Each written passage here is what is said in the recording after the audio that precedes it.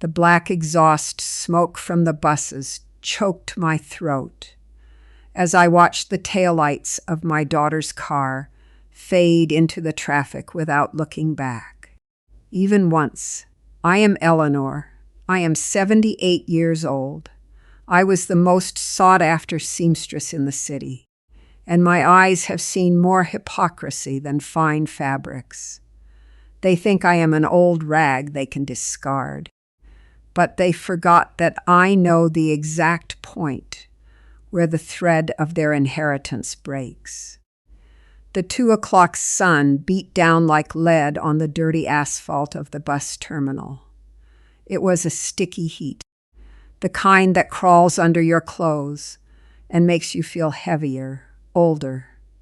Beside me, on a floor stained with grease and ancient chewing gum, rested a blue plastic suitcase. It wasn't mine. It was one that Monica, my eldest daughter, had on sale at a discount store 2 days ago.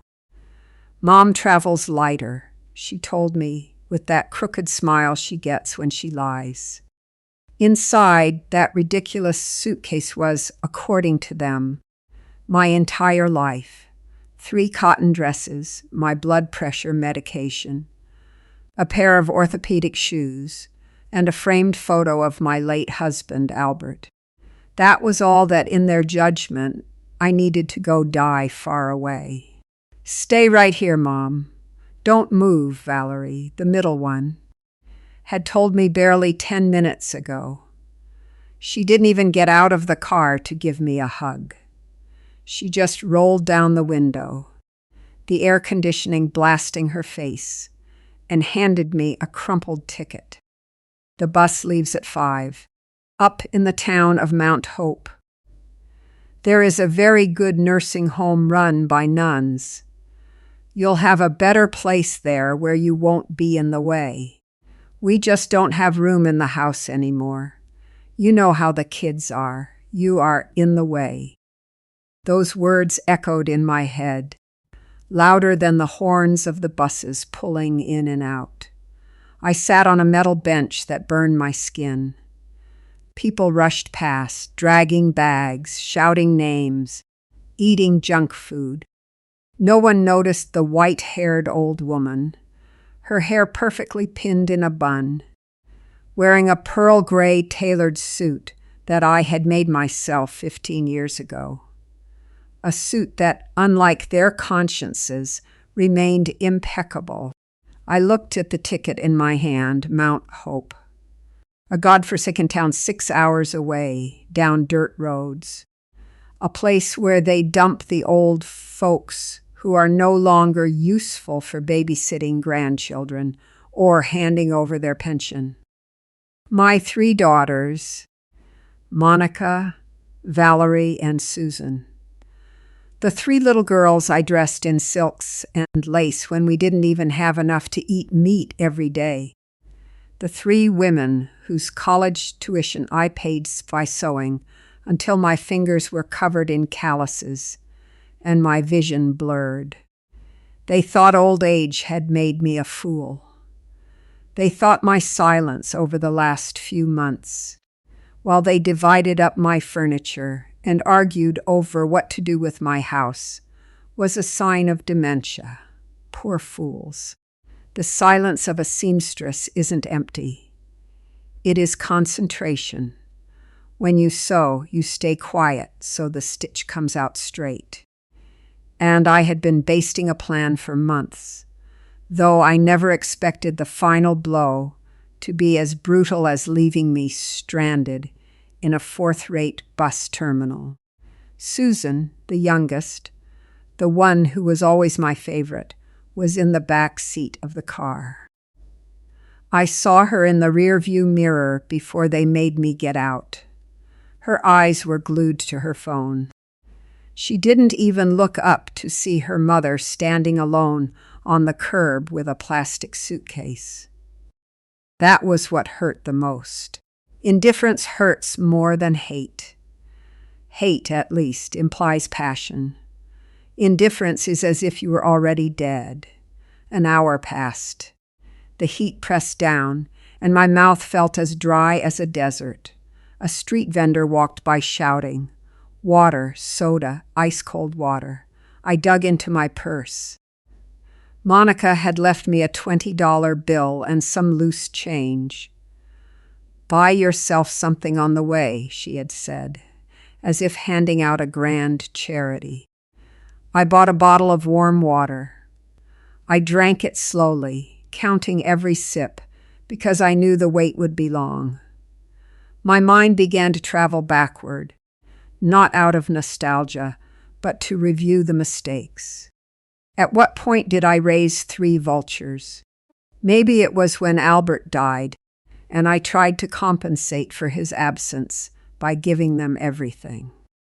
Let them not suffer, I told myself, as I worked 16-hour days in my shop. I gave them everything, and by giving them everything, I stripped them of the ability to be grateful. I remember last week. I was in my armchair, that green velvet one that Monica's daughter-in-law likes so much pretending to sleep. They were in the dining room. "I can't stand her anymore," Valerie was saying. "She smells old, she walks slow, and the other day she almost dropped the soup. My kids are scared of her. The house is big, but she takes up the best room, the one downstairs," Monica replied. "If we kick her out, we can knock down the wall and expand the living room. It would be divine for hosting parties." "And where do we send her?" Susan asked, with that soft little voice that fools everyone. "Far away," Monica declared, "where she won't be a bother. There are cheap places in those small rural towns. We'll tell her it's a spiritual retreat or something. Anyway, she doesn't even notice anything anymore. But I did notice. I noticed everything. I noticed that they had forged my signature to try and sell the land down south. I noticed they were stealing my jewelry, piece by piece. Grandma probably lost it, they would say, and I kept quiet.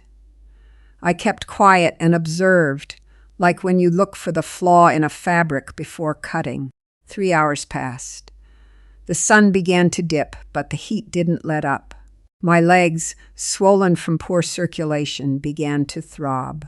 A stray dog, skinny and mangy, came over to sniff my shoes. I pet his head. He had more humanity in his sad eyes than my 3 daughters combined. "Poor mother," said a heavy-set woman who sat down next to me, loaded with shopping bags. "Did they stand you up?" "No, ma'am," I answered with my firm voice, the one I used to negotiate with fabric suppliers. "I am waiting for my ride." "Oh, good, because there's a lot of evil out here. People come and just leave folks stranded like garbage. May God punish." I smiled faintly. God takes his time, I thought. Sometimes you have to give divine justice a little push. I checked the terminal clock. 5 hours had passed since the car drove away. The bus to Mount Hope had already left, and I hadn't moved an inch. I had no intention of getting on that rusty rust bucket to go die among strange nuns. It was time. With slow movements, not out of weakness, but out of precaution, I unbuttoned the cuff of my left sleeve. There, on the inside of my jacket, I had sewn a secret pocket. It was a habit from my days as a seamstress, always putting a pocket where no one expects it, to keep what is most valuable. My daughters had searched my main purse. They took out my old savings book, which was already empty, and my ancient flip phone, the one with the giant numbers. "They took it so you don't lose it, Mom. The nuns will let you borrow a phone." But they didn't know about the other one. From the secret pocket, I pulled out a smartphone. modern, sleek, and bright. I had bought it in secret 6 months ago, asking my neighbor's grandson, a good kid, to teach me how to use it. "Miss Eleanor, you learn fast," the boy would tell me. And boy, did I learn. I learned how to use online banking. I learned how to track locations. And above all, I learned how to record conversations. I slid my finger across the screen. My hands were shaking a little, not from fear, but from the adrenaline rushing through my old veins. I didn't dial any of my daughters. I didn't call a neighbor to beg for charity. I scrolled through my contacts and found the name. Attorney Vance. Julian Vance wasn't just any lawyer. He was the son of my very first millionaire client. I made his first communion suit, his graduation suit, and his wedding tuxedo. He loved me like an aunt, and more importantly, he was the most feared legal shark in the city. He held my true testament, not the wet paper my daughters thought they had. He had the original deeds to the house, the notarized powers of attorney, and control of the investment account I opened 40 years ago and never touched. The one that grew with compound interest while my daughters spent what I earned day by day. The phone rang twice. "Hello." Vance's voice sounded deep and professional. "Julian, it's me, Eleanor," I said, and my voice didn't crack. It came out clear and powerful. "Miss Eleanor, what a pleasure. I was just about to call you regarding the signing next week. How are you, Julian? Listen to me carefully. There is no signing next week. The signing is today, or rather the action is today. What's wrong? You sound strange. Where are you?" His tone shifted from cordial to high alert in a single second. "I am at the downtown Greyhound station on bench 18 by the platforms." "At the bus station? What are you doing there, Miss Eleanor? Are you lost?"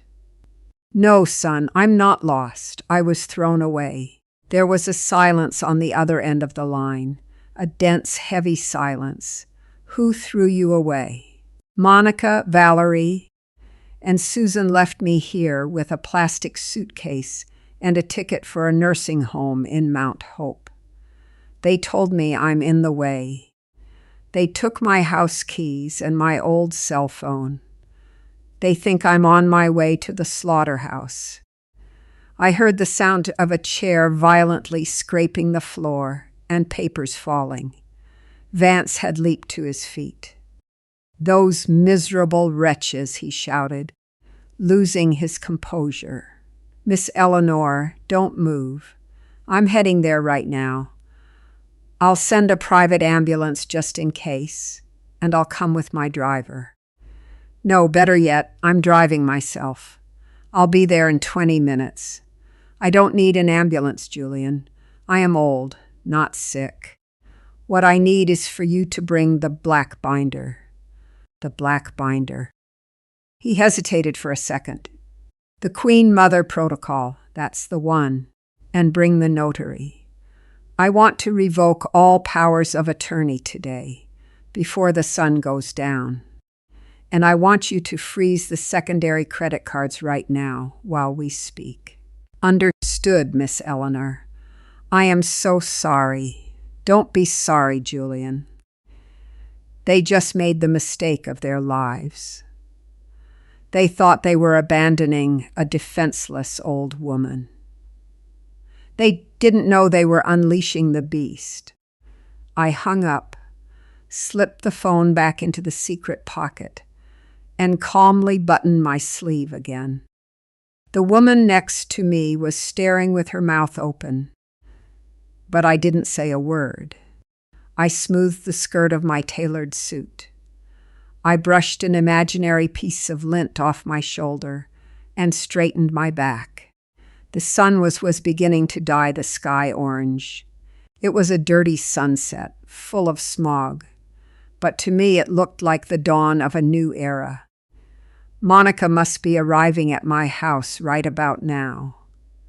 She would surely be opening a bottle of wine, celebrating with her sisters that the problem was gone. They would probably be measuring the living room to see how to knock down the wall, laughing at how easy it was to fool the old lady. I pictured their faces. I pictured the moment they tried to pay for dinner with the card linked to my account, and the machine read declined. I pictured the moment the locksmiths arrived to change the locks on my house. That house I built stitch by stitch, brick by brick, while they slept warm and safe. I looked at my hands. They were wrinkled, spotted with age, and the knuckles slightly deformed by arthritis. But they were strong hands, hands that had handled heavy scissors, that had cut thick fabrics, that had held up an entire family. I stood up from the bench. I left the cheap blue plastic suitcase on the ground. I didn't want it. I didn't want anything that came from them. In the distance, I saw a large, elegant black car approaching, contrasting brutally with the dilapidated buses and dirty taxis of the terminal. It was Julian's Mercedes. He was driving fast, dodging potholes with urgency. People stepped aside when they saw the vehicle. The car stopped right in front of me, ignoring the whistles of the traffic guards. The driver jumped out and ran to open the door for me, but Julian was faster. He got out of the back seat, impeccable in his navy blue suit, and ran toward me with open arms. Mrs. Eleanor. He hugged me tightly as if he wanted to protect me from the whole world. "I'm fine, boy, I'm fine." I patted him on the back. "Did you bring what I asked for?" "Everything. The notary is waiting for us at my office, and I have the security team ready to head to your house the moment you give the word." I nodded. "Let's go then. I have a lot of stitching to undo tonight." I got into the car. The air conditioning smelled of clean leather and lavender, erasing the stench of diesel and sweat from the terminal. I leaned back against the soft seat. As the car pulled away, I looked out the window and saw the blue suitcase, alone and abandoned on the curb, surrounded by trash. That was where the self-sacrificing mother stayed. That was where the burdensome little old lady stayed. The woman riding in the black car was no longer her. She was now the master of everything, and she was coming back to collect every tear with interest. My daughters wanted me to go far away. Well, I had gone. I had gone to a place where they could never reach me, to the summit of the power I built myself, which they, in their greed, forgot even existed. The car sped up, leaving the terminal behind. I took out my phone again and looked at a picture of the three of them when they were little, dressed as angels for a Christmas pageant. I felt a pang in my heart, a sharp, brief pain. But then I remembered Susan's empty stare and Monica's cruelty. I turned off the screen. The play was over. Now the trial began, and the judge, jury, and executioner was me. The soft purr of Julian's Mercedes engine was the only sound in the world, a brutal contrast to the vulgar shouting and stale air of the terminal I had just left behind. I sank into the cream-colored leather seat, closing my eyes for a moment. The air conditioning dried the cold sweat on the back of my neck, but it couldn't dry the rage boiling in my blood. My hands, the ones that had sewn wedding dresses for presidents' daughters and trousseaux for high society, rested on my knees. They weren't shaking anymore. Now they were closed into fists, firm as river stones. "Do you want to go straight to the house, Miss Eleanor?" Julian asked, looking at me through the rearview mirror with that mix of respect and concern he always had for me. "No, son," I replied without opening my eyes. "You don't enter the house without weapons. We go to your office. I need to see my papers. I need to see my numbers. I need to remember exactly how much I am worth. Because my daughters have made me feel like I am worth less than a mismatched button." The drive toward the city's financial district was fast. I watched the tall buildings pass by, the glass reflecting the sunset, and thought about how funny time is. 50 years ago, I walked these same streets carrying heavy rolls of fabric, wearing worn-out shoes, with a half-empty stomach, dreaming of giving my girls a decent life. Now I was crossing the city in a luxury car, owning buildings my daughters didn't even know existed, preparing to strip them of that decent life they didn't know how to honor. We arrived at Julian's firm. Everything there smelled of old wood, wax, and power. I sat in the main chair at the head of the boardroom table. Julian didn't argue. He knew who was boss. In silence, he placed a black leather binder in front of me, thick and heavy. On the cover, embossed in gold, were just 2 letters. M. Eleanor Mendez, my name. Not anybody's widow, not anybody's mother. My name. Here is everything. "Miss Eleanor," Julian said, pouring me a cup of chamomile tea in fine porcelain. "The inventory updated as of this morning.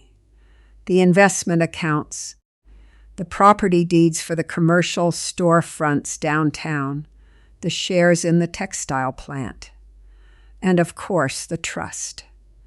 I opened the binder. The smell of legal paper filled my lungs. I ran my fingers over the pages. Right there was the truth that Monica, Valerie, and Susan ignored. They believed we lived off Albert's pension and little savings I kept under the mattress. They never understood that a seamstress listens a lot and speaks very little. When the bankers' wives came to try on their dresses, they talked about investments. When the lawyers brought their suits in for alterations, they talked about the law. And I, while adjusting hems and taking in waistlines, learned. I learned to buy land when no one wanted it. I learned to invest in dollars when the local currency crashed. My daughters saw a needle in my hand. I saw a magic wand that turned fabric into gold. The primary operating account, I point with my index finger. Its pad hardened from years of pushing a needle. How much is available for immediate withdrawal? Enough to buy the entire bus terminal if you wanted to. Julian answered with a half smile. "But I assume you don't want to buy buses." "No," I said dryly. "I want to buy my freedom and finance my justice. Julian, bring me the safe, the small one."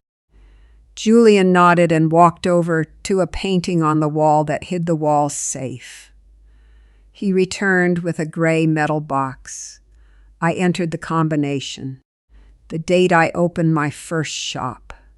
The lid popped up with a satisfying click. There was no jewelry inside. My official jewelry, those cheap gold trinkets and cultured pearls, had already been stolen by my daughters, little by little. What was in was my true war chest. My Mont Blanc fountain pen, the one I used to sign my first deed. and a set of brass master keys that opened every door in my house, even the ones they had changed. There was also a red leather notebook. I picked it up. Written inside, in my meticulous cursive handwriting, was every single loan I ever gave them that they conveniently forgot to pay back. Monica's wedding, Valerie's car, Susan's master's degree that she never finished. Some after some. They think I'm a useless old woman, I muttered, turning the pages. They think old age is some kind of fog that erases your brain. I stood up and walked over to the floor-to-ceiling window, overlooking the illuminated city. "Do you know what the worst part of being old is, Julian?"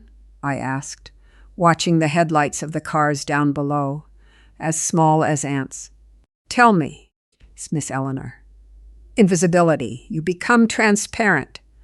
You walk into a room and no one looks at you, unless they need you to watch the kids or lend them money. They talk right in front of you as if you were a piece of furniture." Monica would talk to her lover on the phone while I sat 2 feet away knitting. Valerie would discuss her tax fraud at the dining table while I ate my soup. Do they think that because my ears are old, they're closed? Do they think that because my eyes water, they don't see? I turned sharply toward him. That invisibility was my greatest weapon. It allowed me to see exactly who they really were. And today, Julian, the magic spell is broken. Today, the invisible grandmother is making her presence known. I walked back to the table and picked up the fountain pen. The weight of the instrument in my hand gave me confidence. "Let's begin," I ordered. "Step 1, cutting the supply line. I want you to freeze all the secondary credit cards linked to my accounts, all of them. The one Monica uses for her beauty salons, Valerie's for her businesses, and Susan's for her trips." "Done," Julian said, typing furiously on his laptop. "As of this moment, they are being declined. If they try to buy a pack of gum, the machine will tell them insufficient funds." I felt a dark, cold satisfaction. I imagined Monica right at that moment. They had surely ordered expensive food to celebrate my departure. Sushi, maybe. Or Italian food from that pretentious place they love so much.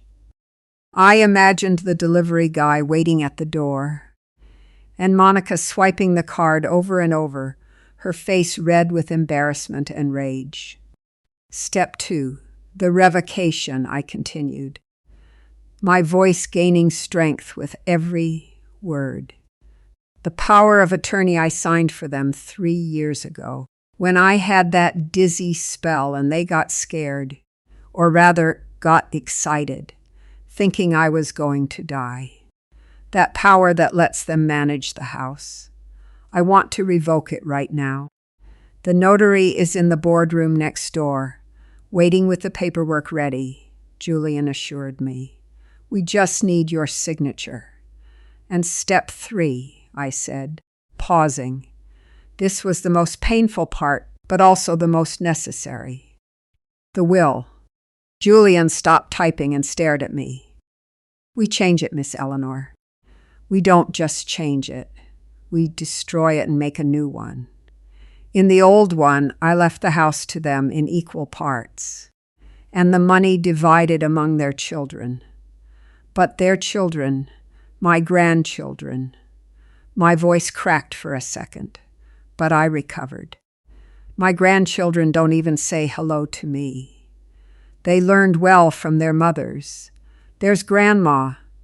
She smells like mothballs," Valerie's oldest said last week. They all laughed. I pressed my lips together. Draft a new one. The house, the money, the commercial properties. Everything goes to a charitable foundation for abandoned elderly people. I want the foundation to be named Those Who Are in the Way. And to my daughters, I leave whatever the law dictates as the absolute minimum, if there is anything at all, and a letter. Just that. That is a harsh decision, Miss Eleanor. Harsh was the metal bench at the bus terminal, Julian. Harsh was the sun on my face for 5 hours. Harsh is the loneliness when you are surrounded by family. This is just justice. A straight stitch to close an open wound. The notary walked in right at that moment. He was a short, bald man who looked sleepy, but he woke up real fast when he saw my expression. I read the documents with the precision of someone checking a sewing pattern. Not a single comma escaped me. I signed every page with my Mont Blanc pen, watching the black ink dry, sealing the fate of my 3 girls. With every signature, I felt a weight lifting off my shoulders. The blue plastic suitcase left at the terminal contained the victim. The woman signing these papers was the survivor. Done, the notary said, stamping his seal with a sharp thud that echoed like a gunshot. As of this second, your daughters have 0 legal authority over anything. Not over your accounts, your property, or your person.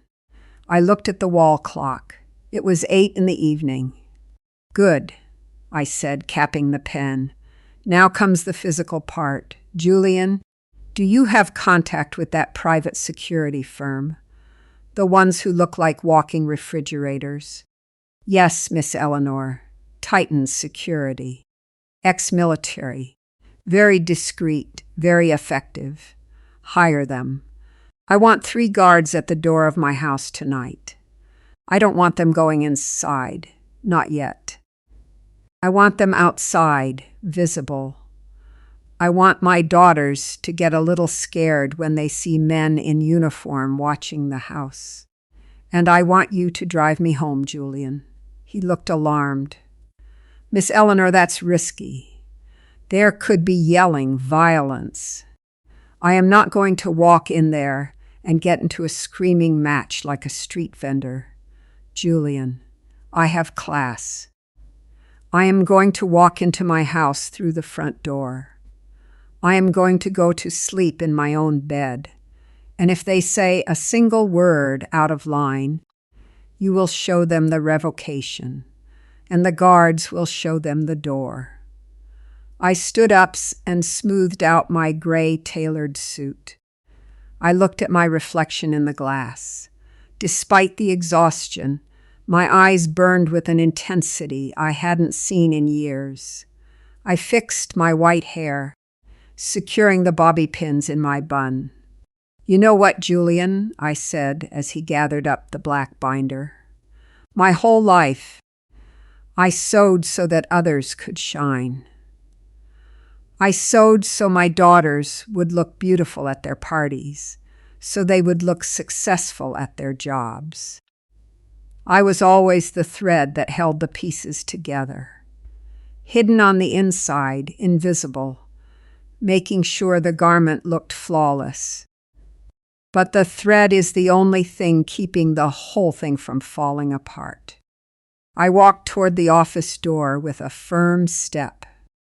Today, I am going to show them what happens when you pull the wrong thread. The whole dress unravels, and they are going to be left standing naked in the middle of the street. Julian opened the door for me and smiled with admiration. After you, Queen Mother. We went down to the parking garage.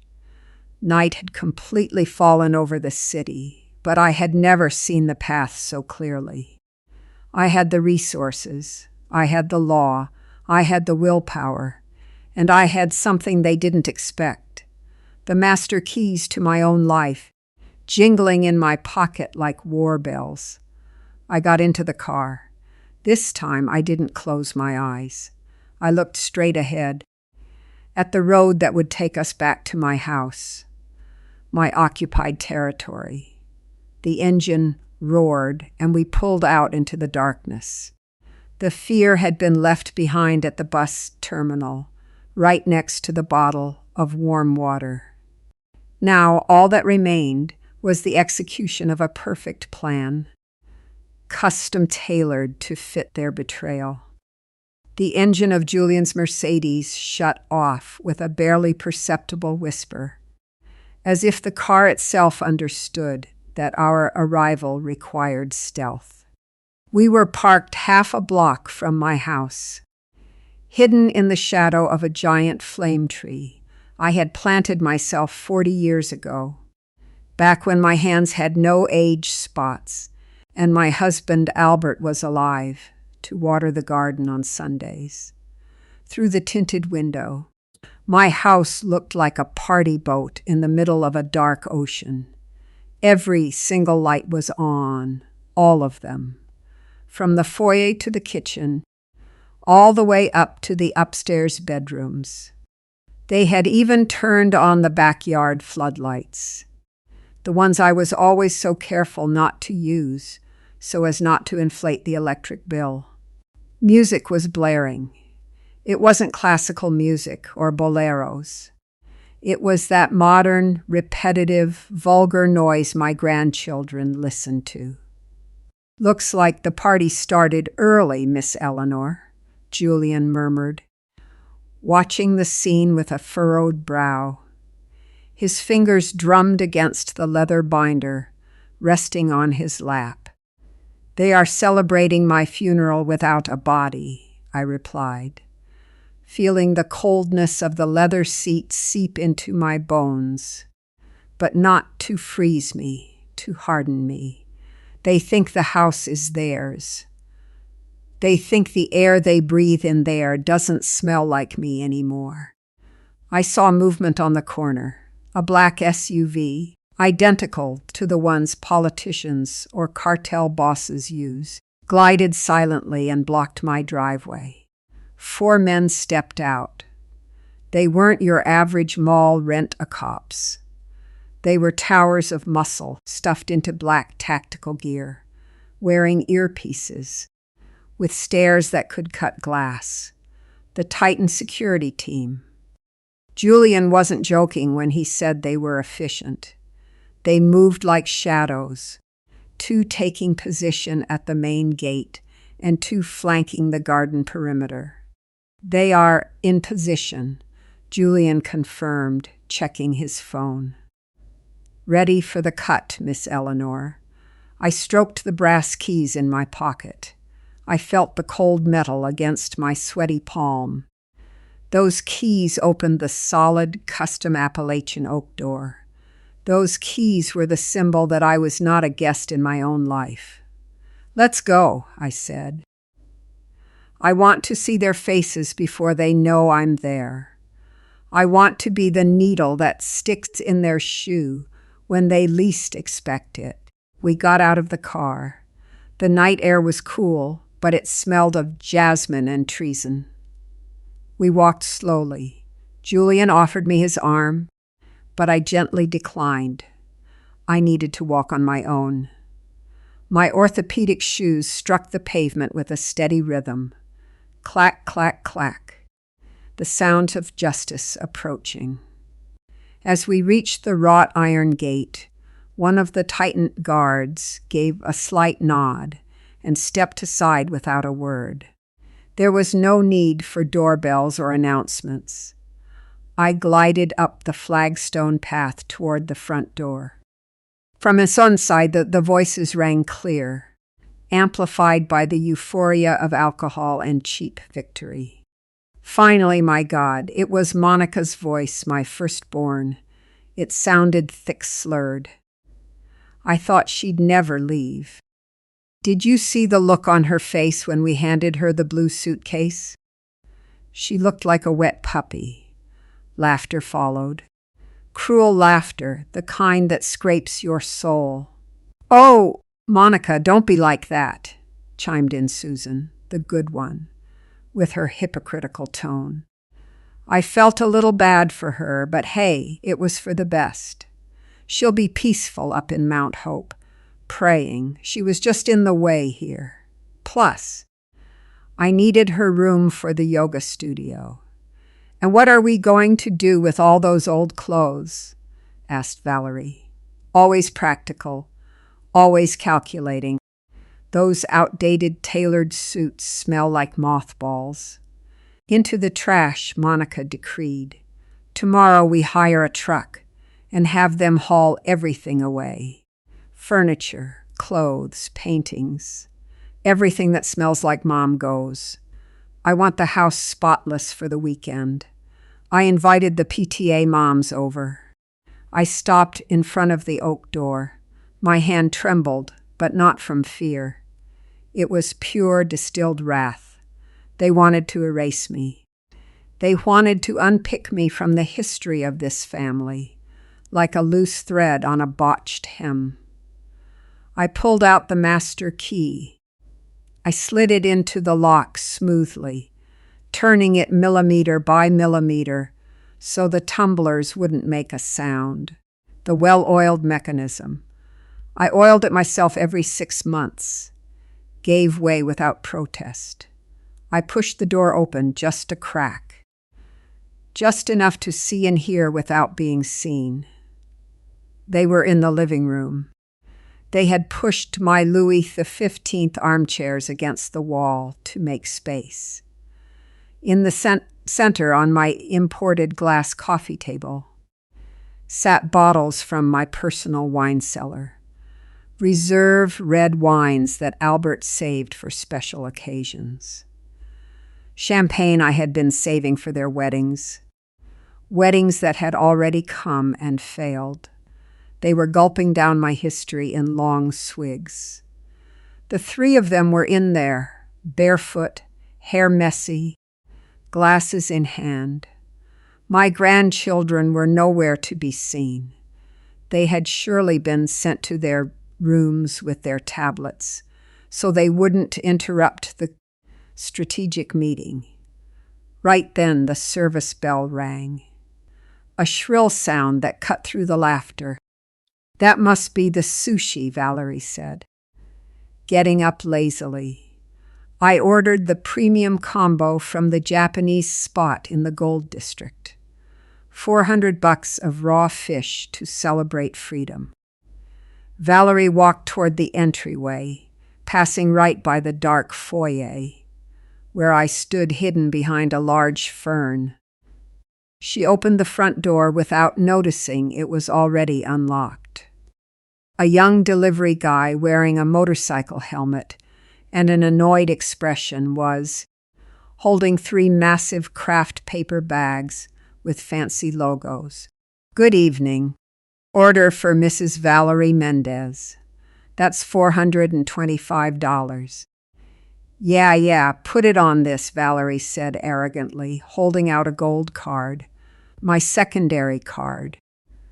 The one I gave her for emergencies regarding the kids, which she used as her personal piggy bank.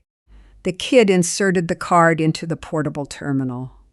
There was a 3-second silence, then a sharp, unpleasant beep, beep. Declined, ma'am, the kid said, looking at the screen. What? Impossible. Valerie let out a nervous little laugh. That card has an unlimited limit. It's my mother's, but I manage the accounts. Swipe it again. Your little machine probably just doesn't have a signal. The kid sighed, rolled his eyes, and tried again. Beep. Insufficient funds or card locked by issuer, the kid read. Do you have another form of payment? From the living room, Monica yelled. Valerie, what's taking so long with the food? I'm starving. Hold on, this piece of junk isn't working, Valerie yelled back, then pulled another card from her back pocket.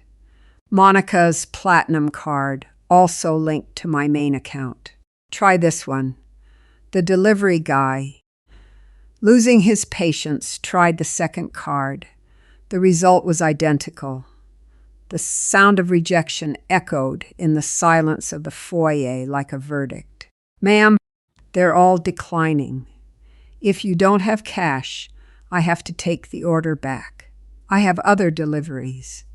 Valerie turned red with fury. You're not taking anything. I am Valerie Mendez. This is a bank error. Monica, get over here. Monica and Susan walked over, glasses in hand, stumbling slightly. What's going on? What's all the screaming about? The cards aren't going through. It says they're locked. Locked? What do you mean locked? Monica frowned, her face contorted in disbelief. Mom never checks the statements until the end of the month. The bank probably flagged the big purchase and got paranoid. Here, try Susan's. Susan handed over her plastic. Third attempt, third failure. The delivery guy started zipping up the thermal bag. Sorry, ladies, no payment, no food. Wait, Monica screeched, and for the first time, I heard real fear in her voice. I'll call the bank. I'm an authorized user. Monica pulled out her phone and dialed, putting it on speaker while the delivery guy waited, tapping his foot on the floor. Good evening, Central Bank. You have reached the automated system. The robotic voice filled the space. To report a stolen card, press 1.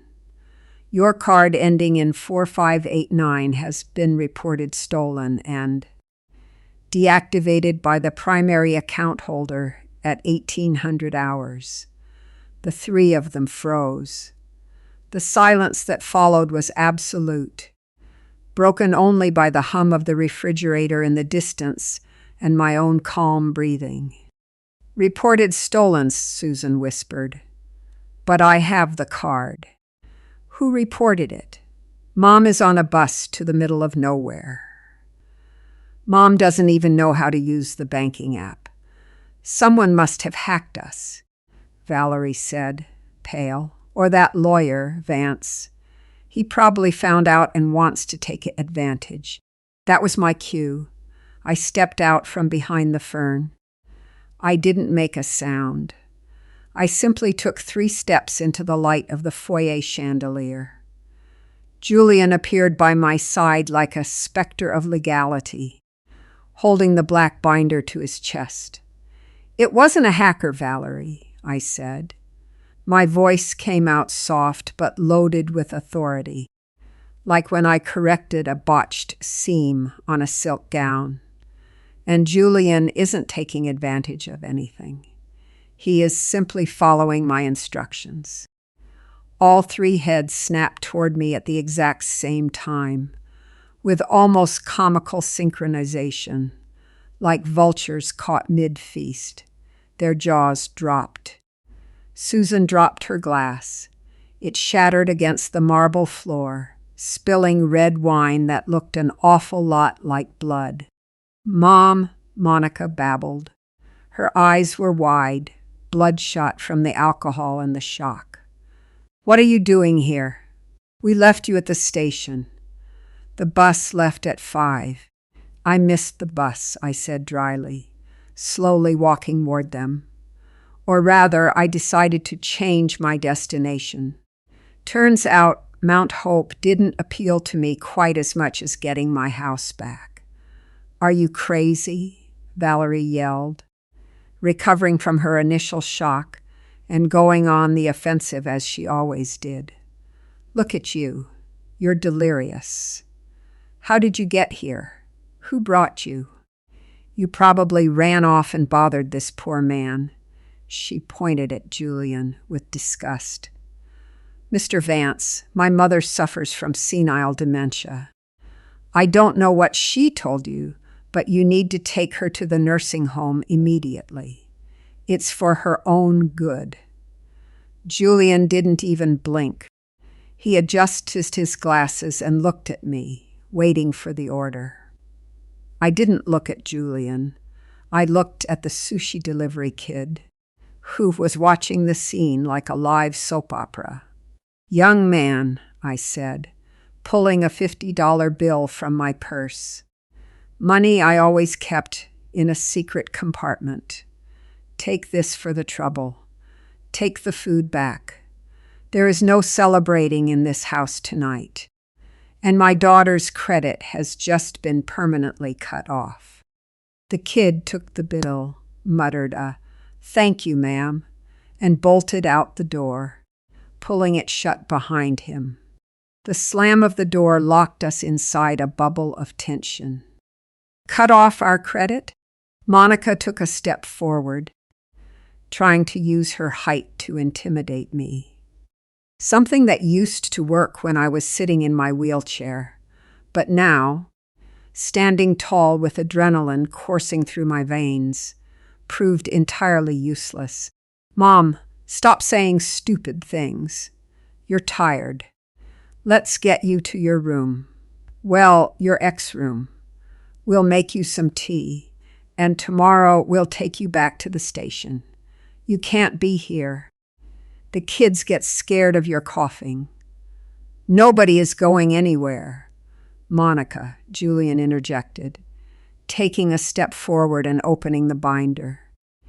"And I suggest you lower your voice. You are speaking to the absolute owner of this property and all the assets you have been squandering." "Who asked you, you hack lawyer?" Valeria spat. "We have power of attorney.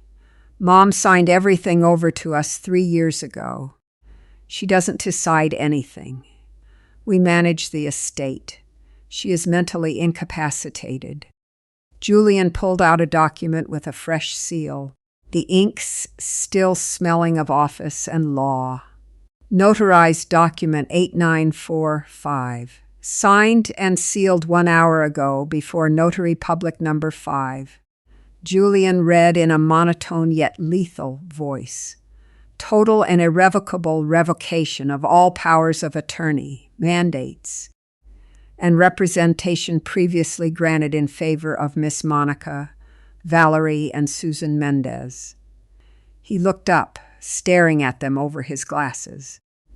"In simple terms, that piece of paper you have locked in the safe isn't even good for wrapping fish anymore.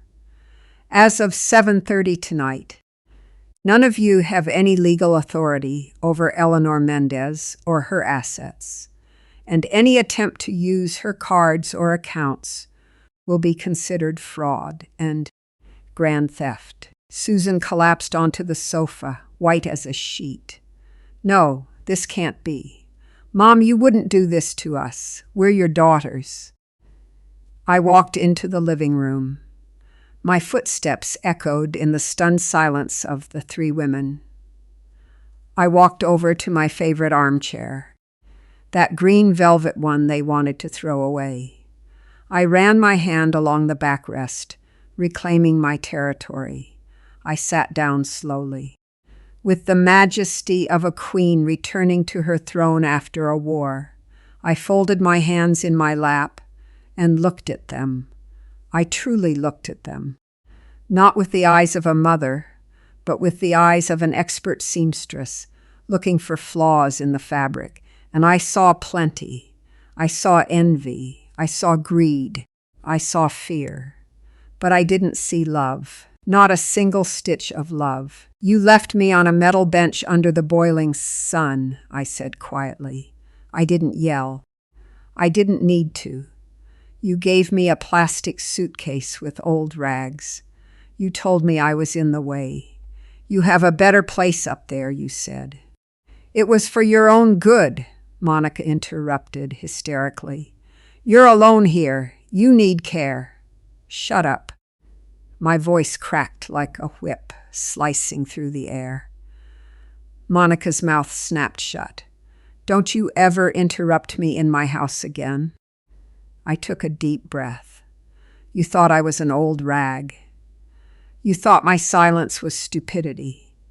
But you forgot who taught you how to walk, who taught you how to eat, and more importantly, Who paid for every single designer dress you're wearing right now? You forgot that everything you see around you, from the ceiling to the floor, came from my hands, my needles, my tired eyes. Valerie, always the most aggressive, tried one last desperate move. She lunged at me. "Give me that phone," she screamed, trying to snatch the cell phone sticking out of my pocket. "That lawyer brainwashed you. I'm calling the cops. I'm going to tell them you were kidnapped." Before she could get within 2 feet of me, the front door swung open again, and 2 of the Titan guards walked in. They were massive. Their mere presence filled the room with an undeniable physical threat. Valerie stopped dead in her tracks, crashing into an invisible wall of fear. "Everything all right, Miss Eleanor?" the head of security asked in a deep voice. "Everything is under control, Commander," I replied without moving. My daughter Valerie was a little upset, but she's over it now, right, honey? Valerie backed away, trembling, looking at the armed men and then back at me. "You brought thugs into the house? Into our house?" "My house," I corrected. "And they aren't thugs. They are my new security system." Because it turns out there are thieves in this neighborhood. Thieves who infiltrate the family, who steal jewelry out of drawers, who forge signatures, and who abandon old women at bus stations. I stood up from the armchair. The energy of the confrontation was keeping me on my feet, stronger than any medication. Julian explained the new living arrangements to them. Julian nodded and pulled out another document. "Ladies, this property belongs exclusively to Miss Eleanor. Given that you are legal adults and do not have a lease agreement, your presence here constitutes trespassing if the owner so determines. However, Miss Eleanor is feeling generous." The 3 of them held their breath, hoping for a pardon. "She is allowing you to stay the night," Julian continued, "because it's late, and she doesn't want to throw you out on the street at this hour, something you had no hesitation doing to her. But there are conditions." "What conditions?" Susan asked, sniffling. "First, you will hand over all the keys to the house right now, all of them, including the copies you gave the cleaning staff and your boyfriends. Second, tomorrow at 8 in the morning, an audit team will arrive to inventory every valuable item in this house. If so much as 1 more silver spoon is missing, criminal charges will be filed immediately. Third, you will sleep in the guest rooms on the ground floor.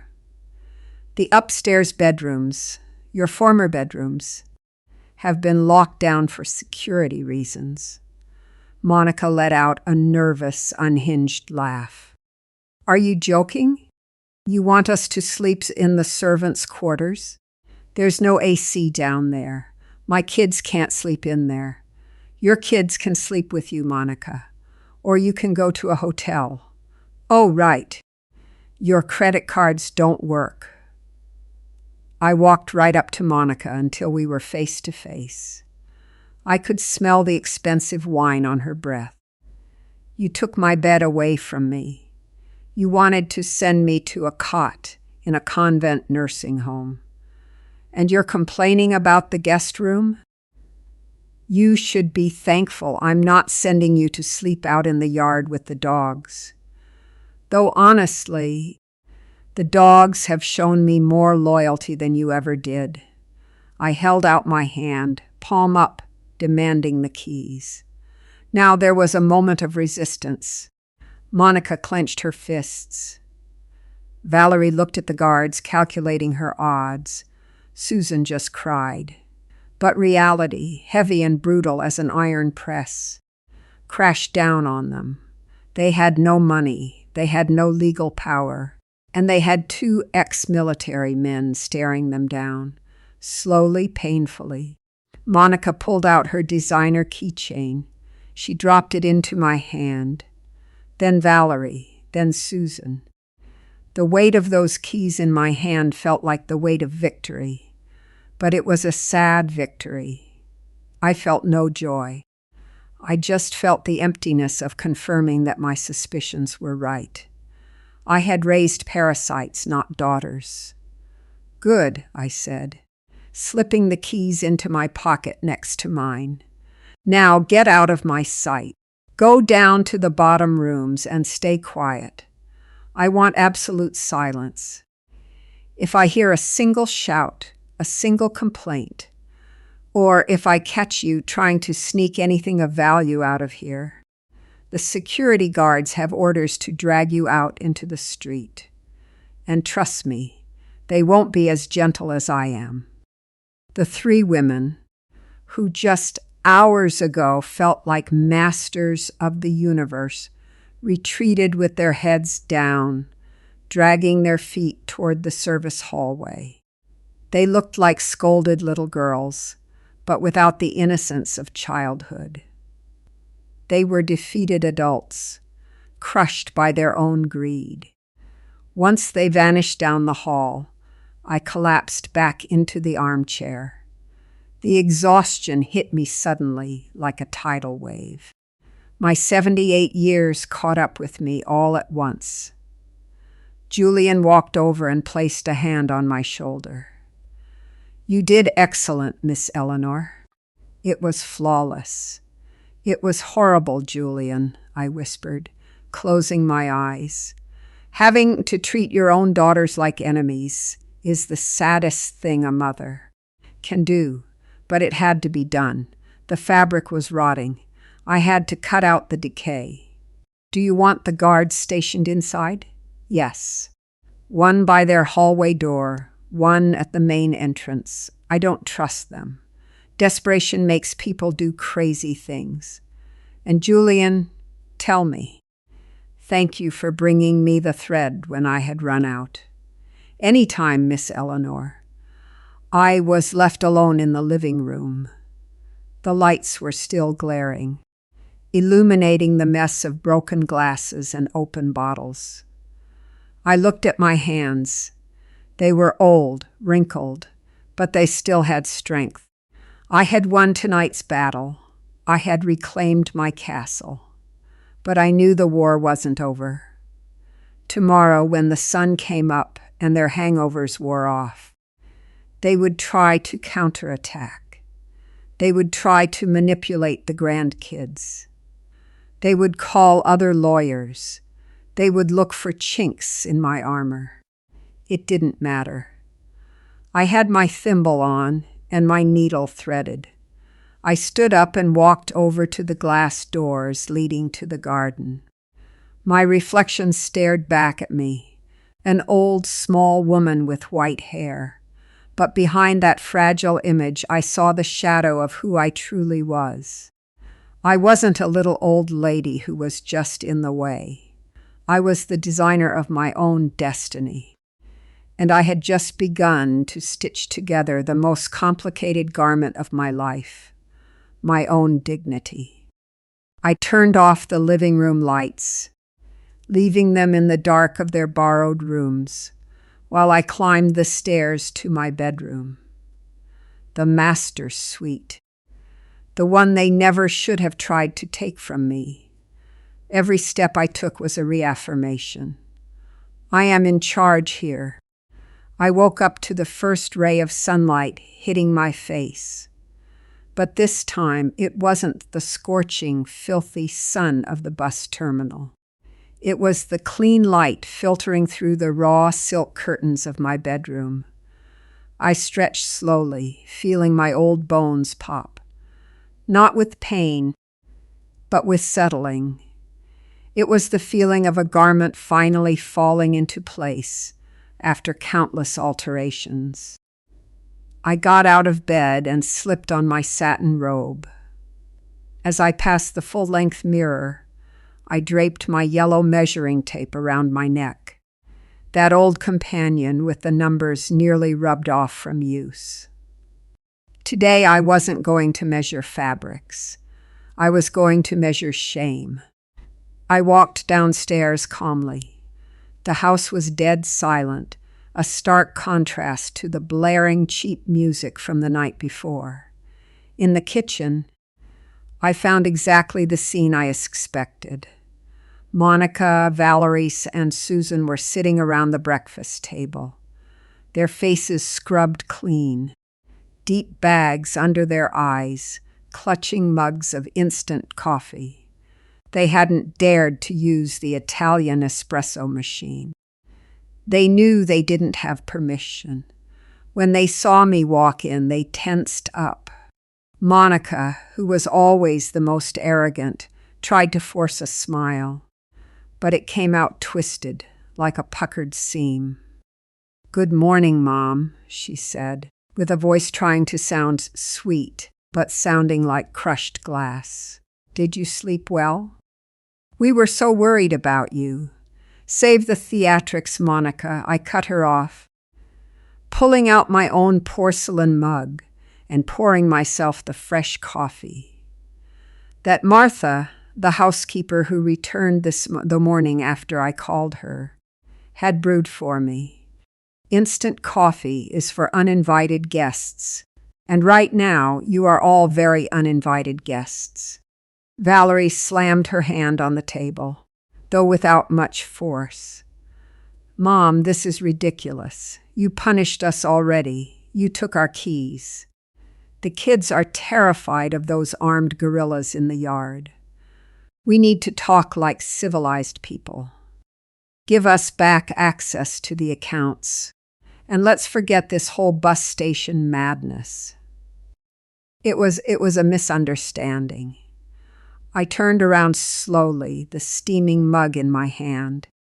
A misunderstanding. Jeff beat me with a $20 bill and a plastic suitcase. That is not a misunderstanding, Valerie. That is a crime. And speaking of crimes, the doorbell rang precisely at 8 o'clock. "Get the door," I ordered. "It's the company I promised you." Susan dragged her feet to open the door. Julian walked in, looking sharp as always, followed by 3 people my daughters didn't recognize. 2 men carrying briefcases, and a woman with a no-nonsense face holding a tablet. "Good morning, Miss Eleanor," Julian greeted with a slight bow. "The audit team is ready." "Audit?" Monica shrieked, jumping out of her chair. "You're auditing us like we're thieves? We are your daughters." "You are my daughters." "Yes," I admitted, taking a sip of coffee. "But you are also the people who have been carrying things out of this house like an army of ants for years." "Proceed." The woman with the tablet started walking around the living room, pointing out empty spots in the display cabinets, marks on the walls where paintings used to hang, and gaps on the silver shelves. My daughters stood petrified as the auditors called out the missing items. "Missing, 19th century silver tea set," the auditor stated. "Missing, Santa Fe landscape oil painting. Missing, 3 fur coats from the winter collection. Missing, certificates for the commemorative gold coins." Every item mentioned was a slap in the face. Monica turned red. Valerie stared at the floor. Susan started crying silently. I took the tea set. Susan babbled, "But it was just to polish it, Mom. I swear, it was really tarnished." "Lie," I said calmly. "You sold it 3 months ago at the pawn shop downtown. I have the recovery receipt. Julian bought it back last week." The silence that followed was thick and heavy. I had stripped them naked without taking off a single piece of their clothing. "Sit down," I ordered, pointing to the chairs at the main dining table. They obeyed. The auditors kept working in the background, a constant hum reminding them that every passing minute uncovered a new betrayal. I sat at the head of the table. Julian stood to my right, pulling documents out of his inseparable black binder. "Do you really think my money comes from your father's pension and whatever I saved up hemming?" "Pants?" I began, smoothing an imaginary tablecloth with my hands. "You always look down on me." The seamstress: "You used to tell your rich friends with a hint of disgust." "My mom sews for a hobby," Monica scoffed. "Mom, please. We know Dad left a decent life insurance policy, but you aren't Rockefeller either. I don't know where you're pulling the money to pay these lawyers and security guards, but you're going to blow through whatever little is left." I smiled. It was a cold smile, the kind I learned to use when a client tried to haggle over the price of a gown that took months to make. "Julian, show them Project Bast." Julian slid 3 thick folders onto the table, one in front of each of them. "Open them." They did so reluctantly. When she saw the first page, Valerie's eyes went so wide I thought they'd pop out of her skull. This can't be real," Valerie stammered. "Northern Textiles, Inc., the factory that supplies uniforms for all the state schools, the one that exports denim to the U.S. "That's the one," I said.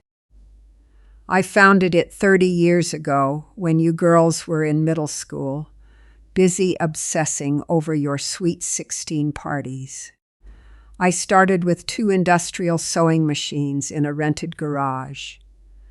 Today it's 3 industrial warehouses and 500 employees.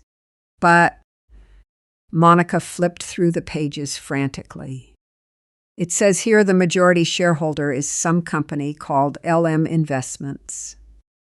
"Eleanor Mendez," Julian clarified. "Your mother isn't just the owner of the house you're sleeping in. She's the owner of the company that manufactures the clothes you sell in your boutique, Monica." Monica dropped the folder like it was on fire. "What?" No. I buy from exclusive suppliers in the city. Suppliers that are my subsidiaries," I explained, savoring every single word. "I have been subsidizing your business since day one, sweetie. Those Italian fabrics you sell at such a markup roll right off my looms in the industrial park and storefront for your boutique. Who do you think owns that building?" Monica went pale. "I pay rent to Horizon Real Estate, which is 100% owned by Miss Eleanor." Julian delivered the final blow. I looked at Valerie, "And you, the financial genius. That loan that saved you from bankruptcy 2 years ago, when you got sucked into that stupid pyramid scheme. Who do you think bought up your toxic debt so you wouldn't go to prison for fraud?" Valerie started shaking. It was a group of anonymous investors. "It was me," I said, tapping my index finger against the table. The finger protected by a silver thimble I had slipped out of my pocket for emphasis. "I bought your freedom, Valerie, and you repaid me by leaving me stranded at a bus terminal to rot." Susan, the youngest, looked back and forth between her sisters and me in absolute terror. "Mom, what about me? I don't run any businesses. I just take care of my kids." "You live off the monthly allowance I religiously deposit into your account," I said softly. An allowance paid out from the dividends of my stock portfolio. Stocks that, by the way, are in my name, not your late father's, like you always believed. I stood up. The yellow measuring tape swung across my chest. For years, I played the part of the clueless little old lady who didn't understand numbers, just to see if any of you had the decency to be honest. Poor Mom. She doesn't know how to use the ATM, you'd say. And I, who manage international wire transfers from my secret phone, just let you talk. I wanted to see exactly how deep your greed went. And yesterday I reached the end of the tape. You've been measured and you came up short. Monica, with tears of rage and humiliation in her eyes, attempted one final strike. Fine, keep your money. Let's go, sisters. We don't need her charity. We're taking the kids, and you will never see them again. And who exactly is going to take care of you when you get really sick? I was expecting that threat. It was her dirtiest card. Using my grandkids. Sit down, Monica, I said, my voice booming like thunder. I am not finished yet. Julian pulled out 3 more envelopes. As Miss Eleanor's legal representative, I am informing you that the education of all your children, her grandchildren, has been paid in advance straight through college, directly to the institutions. The trusts are ironclad. You cannot touch a single cent.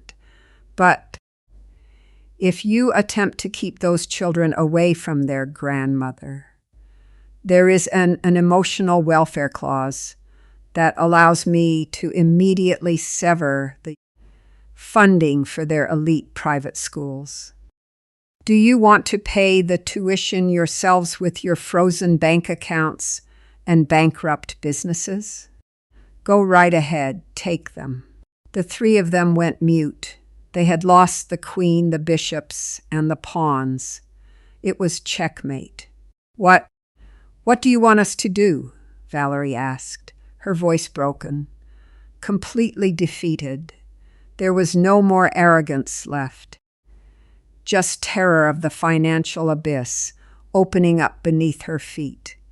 I walked slowly around the table, touching each of their shoulders, not with affection, but with heavy authority. I want you to work, I said. Your lives as high society housewives are over. Work? Monica looked at me in horror.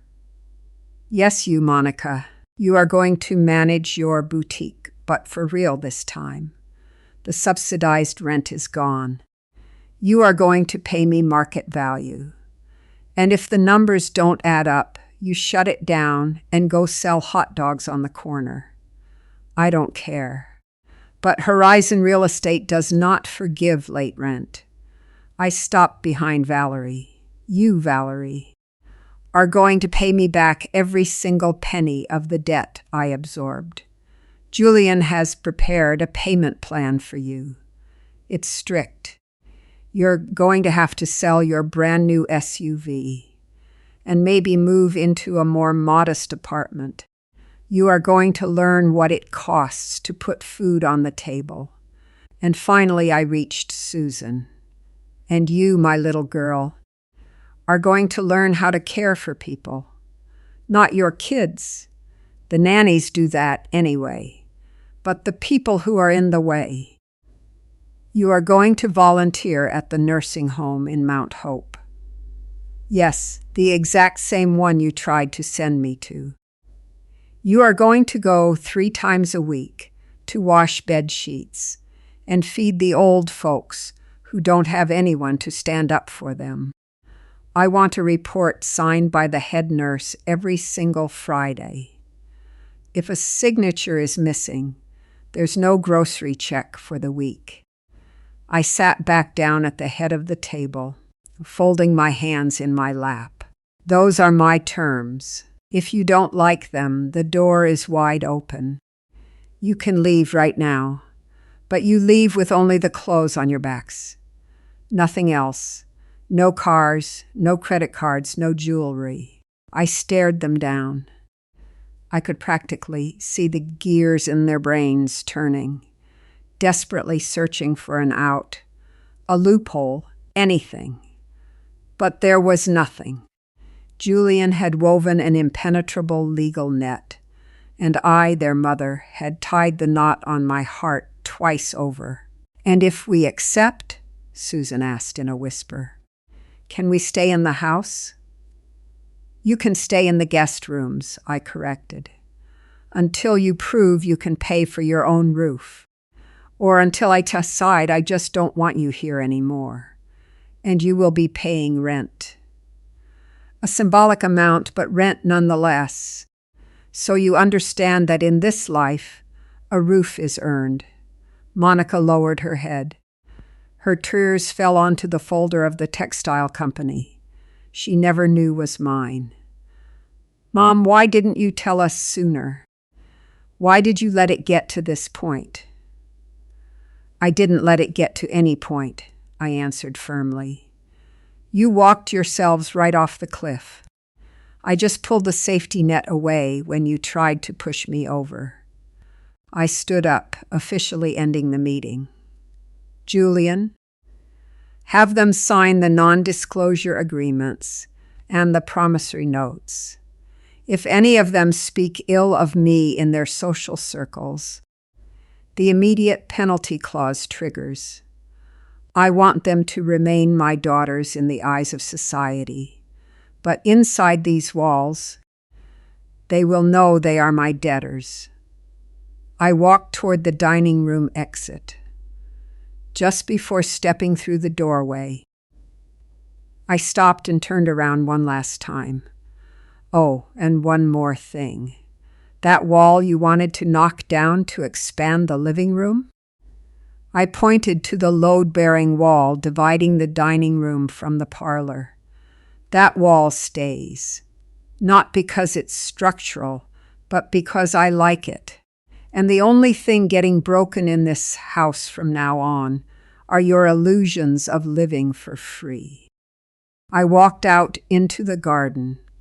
The sun was high, shining brightly over the roses I had grafted myself. I took a deep breath of the morning air. It smelled like wet dirt and victory.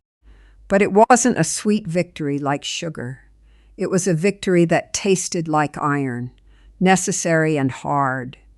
In the distance, I heard Monica crying, a loud, desperate wail. I felt no pity. For the first time in years, I felt like I was actually raising them. Late, very late. But I was finally doing my job as a mother, teaching them that actions have consequences, and that the woman who gave them life and built their world commands respect. I pulled my secret phone out of my pocket. I had a text from the bank. Security transfers complete. Assets secured. I put the phone away and stroked the petals of a rosebush. A thorn pricked my finger, drawing a tiny drop of blood. I wiped it away without flinching. A little blood is the price of any seam worth sewing. They had tried to toss me aside like a useless scrap of fabric. But they had just discovered that I owned the whole bolt of cloth, all the needles, and above all, the scissors that cut off the supply to their ingratitude. 6 months have passed since that afternoon at the bus terminal. 6 months since the sun burned my skin and betrayal burned my soul. Today the sun pours through my living room window, but it doesn't burn anymore. It illuminates. It illuminates a house that, for the first time in decades, runs like a Swiss watch instead of a 3-ring circus. I am sitting in my green velvet armchair, the one they wanted to throw in the trash. Resting on my lap isn't the blanket of a shivering old woman, but the accounting ledger for Northern Textiles.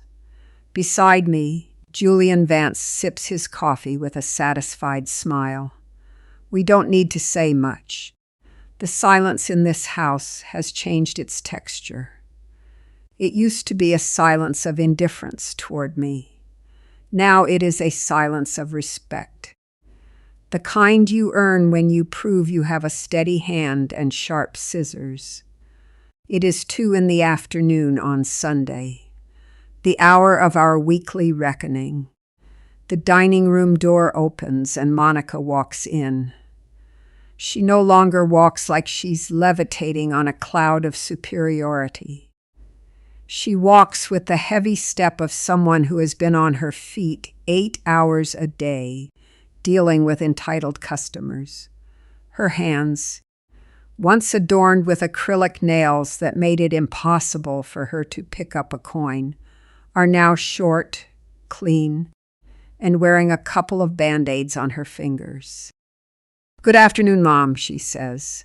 And she says it looking me in the eye, not staring at a phone screen. "Good afternoon, Monica."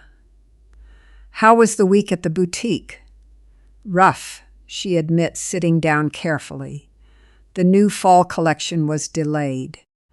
I had to go down to the warehouse myself to sort the inventory, because I couldn't afford to pay the staff overtime. "And did you learn anything?" I ask, without looking up from my numbers. "That boxes are heavy," she sighs, "and that you can feel cheap fabric just by touching it." "You were right, Mom. People pay for quality, not the label. Sales are up 15% since I stopped buying imported garbage and started using the textiles from your factory." I nod slightly.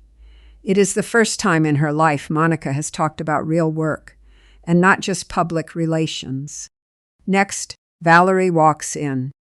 She arrived in a compact car, an economy model she bought after selling her luxury SUV to pay down her debt to me. She carries a folder under her arm.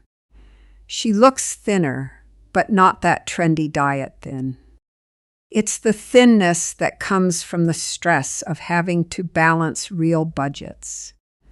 "Here is this month's deposit, Mother," she says, placing a bank slip on the table. "And the austerity plan for my household. I cut the landscaping service and the kids' horseback riding lessons.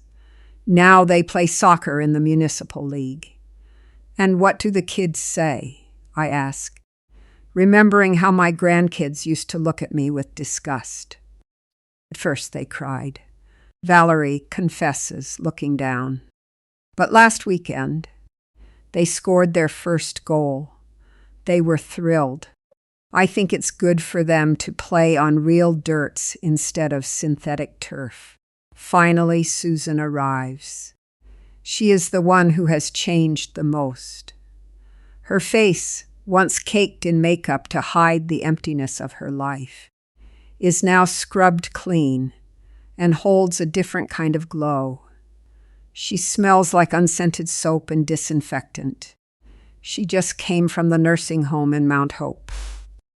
"Hi, Mom," she says softly, leaning in to kiss my forehead. She used to be grossed out by touching my old skin. Now she does it naturally. "How are my friends up in Mount Hope?" I ask. "Arthur passed away yesterday," Susan says, her voice breaking. I see a genuine tear roll down her cheek. I was with him until the end. I held his hand because he didn't have any family. He told me I was an angel. Susan covers her mouth, overcome with emotion. "Nobody has ever said anything like that to me, Mom. I was always just the daughter of, or the wife of. Over there I am Susan. I am useful. I washed sheets. I fed 3 ladies who can't move their arms, and I read the newspaper to a blind man. I am exhausted. My back kills me. But I sleep better than I ever have in my life. I set the accounting ledger down on the table, and take off my glasses. I look at the three of them. My three girls, the three women I raised poorly, giving them everything to spare them from suffering, the ones I had to break so I could put them back together. Serve yourselves, I order. Dinner is on me today. I made pot roast. We eat in peace. My grandkids, who used to run around screaming and demanding things, now sit quietly and clear their plates when they're done. Valerie has taught them that Grandma isn't a piece of furniture, but the captain of the ship, and if the captain gets mad, the ship goes down. When we finish our coffee, Julian clears his throat. That's the signal, girls, I say, and the room falls dead silent. It has been a 6-month trial period. You have cried, you have thrown tantrums, and you have sweat. You have paid rent to live in the house you were born in, and you have worked to pay for the food you put in your mouths. They tense up, waiting for the verdict. Will I kick them out? Will I give everything back? I have made a decision regarding the future of my estate, I announce. Monica clenches her fists on the tablecloth. That old glimmer of greed tries to peek through, but she suppresses it quickly. I am not giving you back control of my accounts, I say bluntly. I watch their shoulders slump. But I am not going to leave you destitute when I die, either. I gesture to Julian, who hands each of them a blue folder. I have formally established the Those Who Are in the Way Foundation. 90% of my assets, including the factory, the commercial real estate, and this house, will transfer ownership to the foundation upon my death.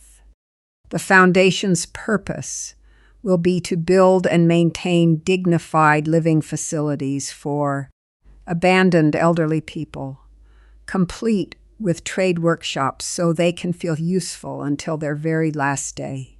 And us? Valerie asks, reading the document eagerly. You will be the employees of the foundation, I decree.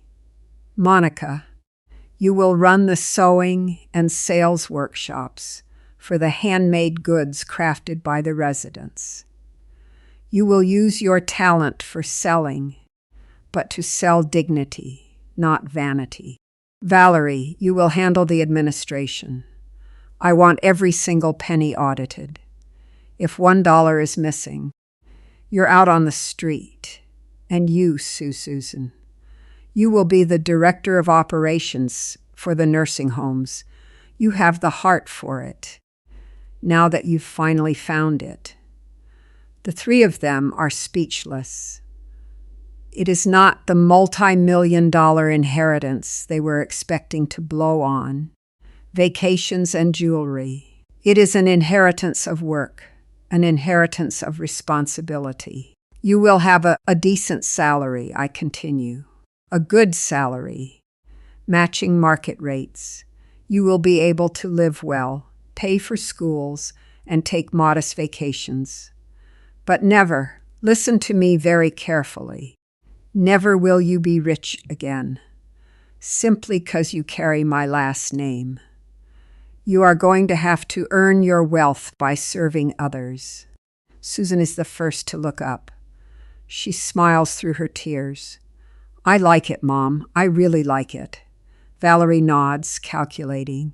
It's a secure paycheck. And it's a purpose, I accept.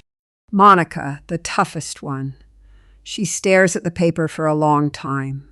Then she looks at her hands, toughened by the labor of the past few months. I just wanted to be important, Mom. I wanted people to admire me. People admire those who build. Sweetheart, not those who spend, I reply. With this foundation, you will do something worth remembering. Monica takes a deep breath and nods. All right. It's a deal. I stand up from the table, my knees ache. Age is unforgiving, but I feel lighter than ever. I have ripped apart the old, moth-eaten fabric of my family, and I have tailored a brand new one. It is a work suit, made of tough fabric, with double-stitched seams so it won't tear ever again. I step out into the garden, leaving them to discuss the details with Julian. The afternoon sun bathes my rose bushes. I walk over to the wall that separates my house from the street, that wall that protects my world. I remember the bus terminal. I remember the fear, the thirst, and the feeling of being garbage. I am grateful for that moment. If they hadn't broken my heart that day, I never would have found the strength to fix their lives. Sometimes a mother's love isn't a gentle hug. Sometimes it's a hard shove, so her children learn to walk down the right path. I pull out my phone, the modern one, the one that is no longer a secret, because now everyone knows that Grandma Eleanor sees everything and knows everything. I dial the number for the head nurse in Mount Hope. "Sister, it's Eleanor. Get the beds ready. Tomorrow I am sending the first truckload of brand new orthopedic mattresses. Yes. And please tell Arthur, may he rest in peace, that his death was not in vain. He taught my daughter how to be human." I hang up. The wind rustles the leaves of the trees. I am Eleanor. I am 79 years old. I was a seamstress, I was a victim, and I was a judge. But today, seeing my daughters inside, working together, reviewing papers, and planning how to help others, I feel that I am finally what I always wanted to be. A mother who leaves a legacy that cannot be spent, stolen, or lost on a bet. I look at my hands one last time. They have age spots. They have wrinkles. They shake a little. But they are no longer holding a blue plastic suitcase filled with contempt. They are holding the invisible thread that keeps this family together. A thread I spun myself with patience, pain, and an unbreakable will of steel. The needle has made its final stitch, and the knot is tight. Now I can finally rest. The story of Eleanor serves as a profound reflection on the complex dynamics of family, the danger of unchecked entitlement, and the quiet, often overlooked power of those we perceive as vulnerable. By allowing ourselves to see beyond the surface of a person, in this case, an elderly woman whom her daughters dismissed as useless, we uncover the profound depth of human resilience and the necessity of accountability. Eleanor's journey from being abandoned at a bus terminal to reclaiming her agency is a testament to the fact that true worth is not defined by youth, status, or what one can provide for others, but by the integrity and strength of one's character. This narrative challenges us to examine our own relationships, urging us to move away from conditional love and indifference toward a space of mutual respect and genuine connection. When we treat others as disposable, we ultimately diminish our own humanity. Conversely, when we recognize the inherent dignity in every person, we create a foundation for a life that is far more meaningful and connected. The lessons here are clear. Gratitude must be nurtured, and boundaries are essential for healthy relationships.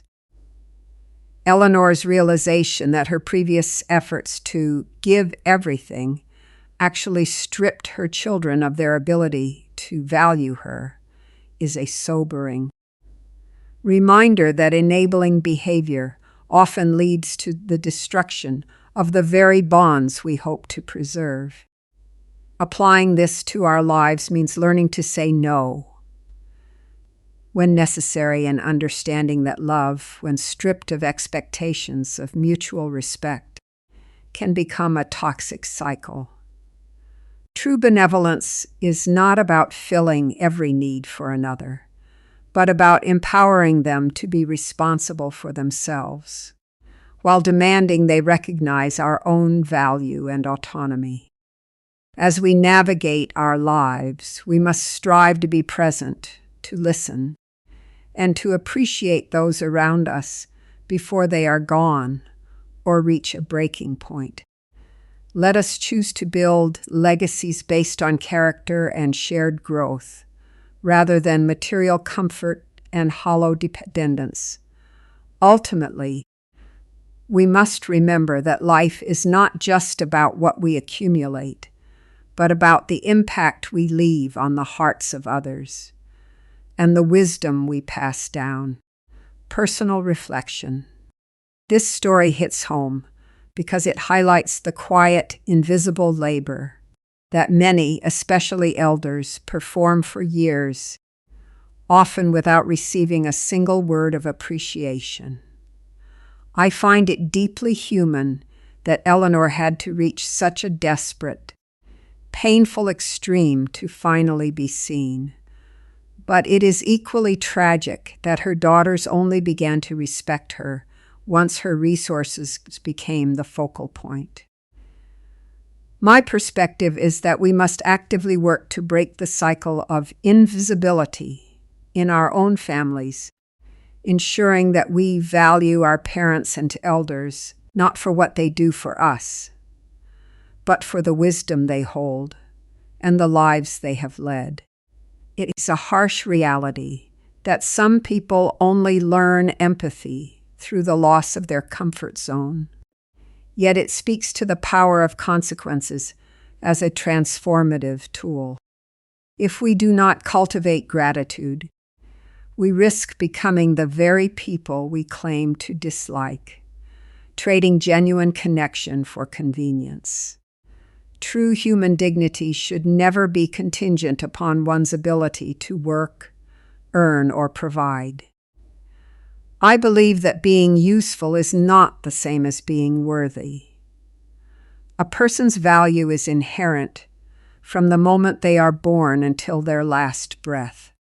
Watching Eleanor transform from a victim into the architect of her own justice is powerful.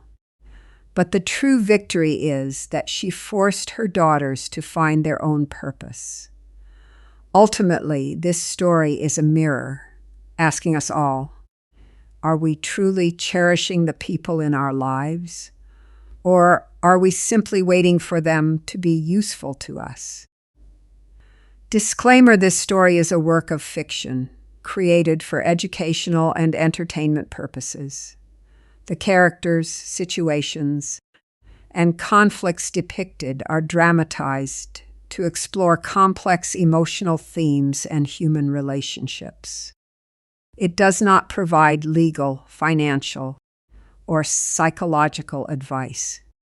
Viewers are encouraged to foster healthy, respectful communication within their own personal and family lives.